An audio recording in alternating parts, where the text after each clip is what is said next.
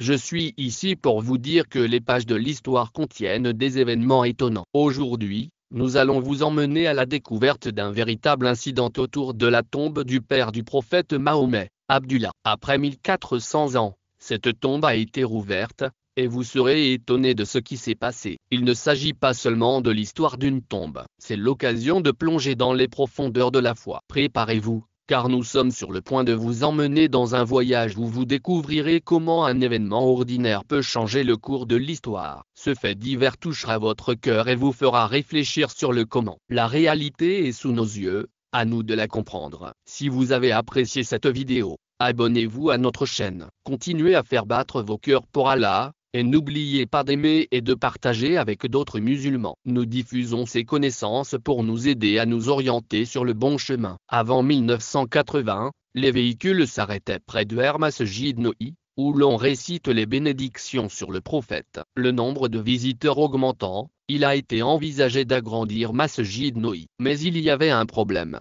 La tombe du père du prophète Mohammed, Abdullah, se trouvait sur ce même chemin. Abdallah était originaire de la Mecque, mais sa belle-mère Amina, la mère du prophète Mahomet, était originaire de Médine. Cela signifie que le côté maternel du prophète Muhammad se trouvait à Médine alors que son côté paternel se trouvait à la Mecque au moment de sa mort. Il était présent à Médine, la ville de sa belle famille, et est décédé à un très jeune âge, entre 18 et 20 ans. Sa tombe a été installée à cet endroit en 1980. Pour la première fois, il a été décidé de creuser sa tombe pour le transférer à Jannah al-Aki. Plus d'un 400 ans s'étaient alors écoulés depuis sa mort. Abdullah était le père du plus grand être de l'univers, le prophète Muhammad, que la paix soit avec lui. C'était une personnalité très respectée. C'est pourquoi, au lieu de faire appel à des particuliers ou à des fossoyeurs ordinaires, la tâche a été confiée aux descendants de Ba'al-Alabi, qui avaient nettoyé l'arda du prophète de génération en génération. Il leur a été demandé de commencer l'excavation de la tombe. Ce qui a été observé au cours de cette opération est stupéfiant. Le corps d'Abdullah a été retrouvé parfaitement intact après 14 siècles. Il était enveloppé dans un linceul et la chair était encore présente sur son corps,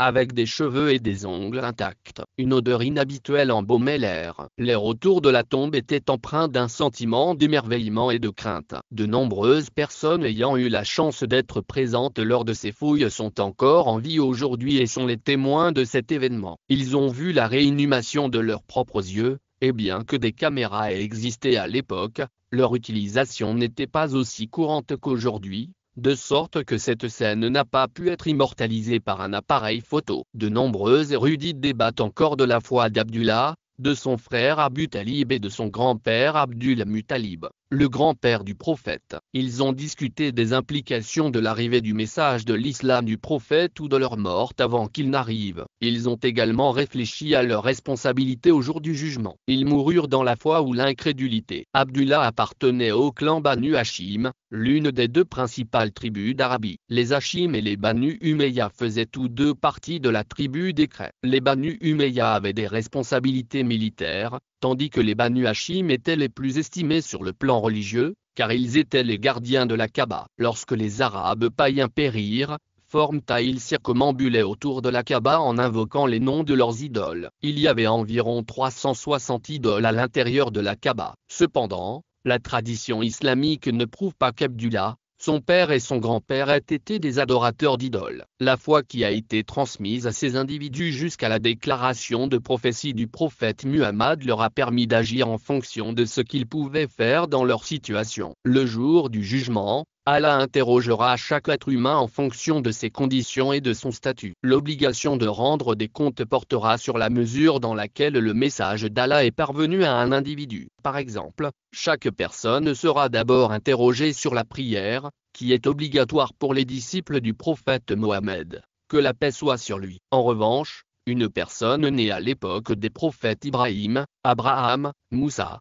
Moïse, et Issa, Jésus, ne sera pas interrogé sur la prière. Il sera interrogé sur ce qui lui a été transmis dans l'histoire des Arabes. Aucun prophète n'a été envoyé après le prophète Ishmaël, pendant près de 4000 ans. Pendant 4000 ans, ils ont progressivement commencé à s'écarter du Coran. Cette période, durant laquelle aucun prophète ou messager n'a été envoyé pendant une longue période, est appelée la religion naturelle. C'est la période qu'a connue la famille du prophète Muhammad, notamment son grand-père, son père et son oncle. Dans la sourate Yasin, verset 3, Allah dit qu'il n'y a pas de prophète ou de messager dans le monde. Yasin verset 3, Allah dit, ô Mohammed, nous t'avons envoyé avec le Coran vers un peuple auquel l'appel de la vérité n'est pas parvenu, afin que tu l'avertisses. Ce verset établit clairement que les Arabes étaient sur la voie de la religion naturelle. Cependant, après cette affirmation, ceux qui la niaient ont été qualifiés de mécréants dans la sourate Bani Israël, verset 1. 15. Le commandement d'Allah pour les gens de la religion naturelle est qu'il ne punit pas une nation tant qu'il ne lui a pas envoyé un messager. Il est donc clair que ceux qui n'ont pas reçu de prophète ne méritent pas d'être punis. Cela s'applique également au père, à la mère et à la famille du prophète Mohammed, qui ont été exemptés de toute épreuve et de toute est. Dans Sahih Muslim, un homme est venu voir le messager d'Allah et lui a demandé des nouvelles de son père décédé. L'homme demanda où se trouvait son père et le prophète répondit qu'il était en enfer. En entendant cela, l'homme fut attristé et commença à partir, mais le prophète le rappela. Le prophète lui dit, ton père et mon père sont tous deux en enfer à cause de ce récit. Beaucoup de gens ont interprété cela comme la confirmation par le prophète de la place de son père en enfer. Cependant, la réalité est différente en arabe. Le terme père utilisé ici est ab, qui désigne à la fois le père et l'oncle. Ici, le prophète faisait référence à son oncle Abu Lahab, qui a toujours été un ennemi pour lui. En arabe, le terme d'oncle est traité de la même manière que celui de père. Cependant, lorsque le mot père est spécifiquement mentionné, il se réfère uniquement au père biologique. Dans un autre récit, le prophète, que la paix soit sur lui, a habillé Umar et a déclaré, les oncles sont comme des pères, les oncles sont comme des pères. Il est responsable de mon oncle Abba. Les mots arabes de cette narration utilisent également Ab, qui signifie oncle. Nous devons déterminer la foi ou l'incrédulité des parents et de la famille du prophète Mohammed conformément au décret d'Allah dans le Coran. Allah leur a pardonné l'autorité. Nous n'avons pas besoin de débattre de cette question. Nous devrions nous concentrer sur notre propre foi et sur l'objectif pour lequel nous avons été envoyés dans ce monde. Qu'Allah nous accorde la compréhension et la capacité de faire de bonnes actions. Amen, chers amis. Nous nous reverrons dans une nouvelle vidéo. D'ici là, que la paix soit avec vous.